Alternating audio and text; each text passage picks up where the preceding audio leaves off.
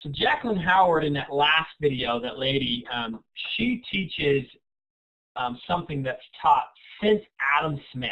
Adam Smith, since him, economists have been teaching essentially this, that the way that money developed was initially through a barter system, which is an exchange of like, hey, I've got apples, you've got chickens, let's trade, okay? Then over time, money was created, so you didn't have to have what's called a double coincidence, okay? So the double coincidence here in bartering is I've got apples, you've got chickens, we both want what each other has. So there's a double coincidence. It's not, if I have money, it might be a coincidence that I need apples. So I can just go to a store and buy apples. But it would be a double coincidence if that store needed chickens that I have. Does that make sense? That's the problem with the bartering system, is you need a double coincidence to be able to have that exchange, okay? So what economists have taught, what it has always been, well, bartering came first, you just traded stuff. Then eventually money came about because it makes things simpler and money can hold value for you. So while your apples might spoil or your chickens might die, right, your money can just remain. It's not going to spoil on you. And eventually off of that, credit was created, okay? Off of that, credit was created. And that's what Jacqueline Howard teaches in that video. And this is commonly taught to this day in most basic economics classes, okay? Most of your economics classes in high school and things like that, this basic flow is taught today. There's a problem though, okay? Problem is, not only, I've already mentioned the double coincidence with barter, the problem with barter being first, okay? But goods spoil. And so because not only do you need a double coincidence, your goods aren't going to stay good for very long. There's also no credit system. So there's no ability to have nothing and say, hey, I need something, and if you give me this, it'll allow me to produce that, and I can pay you back later, okay? So there's no credit system built into that bartering system. And many goods are indivisible. So let's say you only have so many apples, not enough to equal a whole chicken, let's say. Well, you can't just cut the chicken in half, you know what I mean? So a lot of goods are indivisible. And so because of that, for over 100 years now, anthropologists have been calling into question this system that Jacqueline Howard taught, barter, money, and credit. And what they discovered, I shouldn't say for over 100 years, for almost 200 years they've been calling that into question.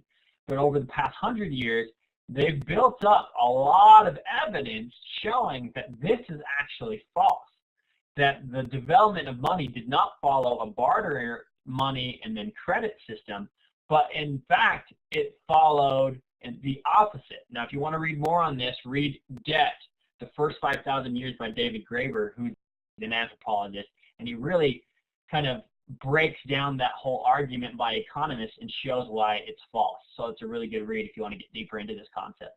But instead, according to David Graeber and anthropologists everywhere, debt came first. And you might be thinking, wait, how did debt come first if you didn't have money in the first place? It's the whole concept of an IOU. Imagine primitive peoples who are in a cooperative group, right? In this cooperative group, a tribe takes care of each other, right? So everyone is kind of producing and collecting and killing and doing things to foster the tribe, right? Killing animals and so forth. You might not have enough. So the initial trade systems wasn't about, hey, do you have enough apples so I can give you a chicken? It was more, hey, my family needs food tonight. We don't have a chicken.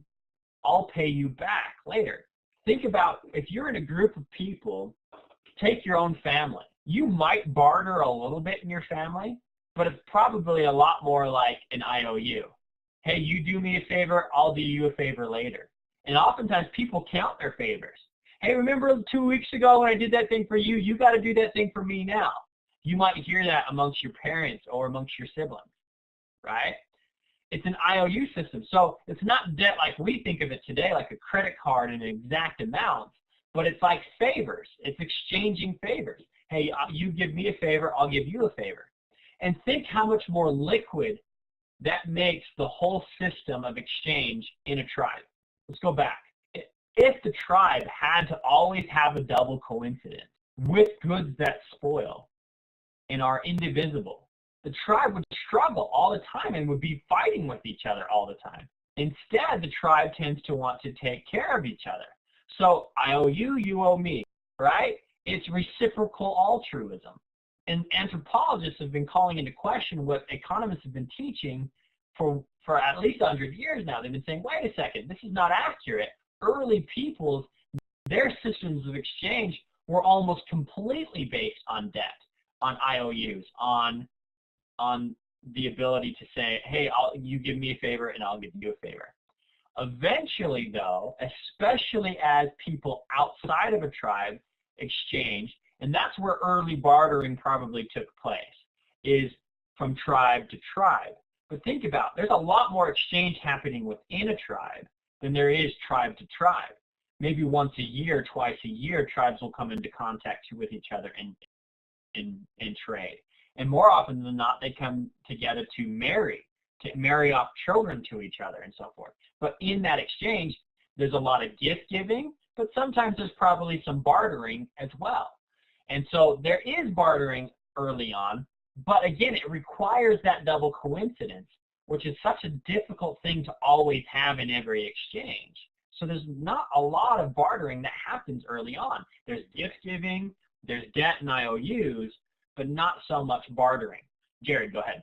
I find this kind of interesting because, like earlier before, we were studying the law of nature and all that with Locke and stuff, and he was sort of giving that short-sighted view about like one individual man. This is sort of similar because it shows how they have this short-sighted view. Oh, there's this bartering first, but if you really think about it, you just go into community and you think, wait, it's a lot more complex than that. We can't just sort of put this on a list. Yeah, so true. Very similar parallel.